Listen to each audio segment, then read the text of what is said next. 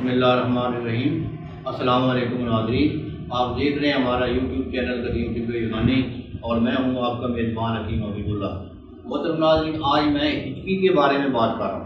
ये मुख्तसर सी बात होगी कि हिचकी ये आम लग जाती है लोगों को, मैदे की खराबी की वजह से ये होती है और ये तशन्नुज पैदा हो जाता है मैदे के ऊपर, हमें मैदा पे।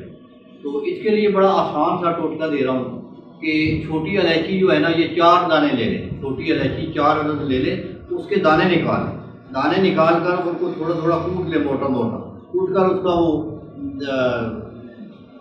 वो मुँह में डाल लें, ऊपर से पानी पी लें, तो इंशाल्लाह फौरी हिचकी ख़त्म हो जाएगी। तो 1-2 मिनट के अंदर अंदर हिचकी जितनी भी पुरानी हो इंशाल्लाह ख़त्म हो जाएगी।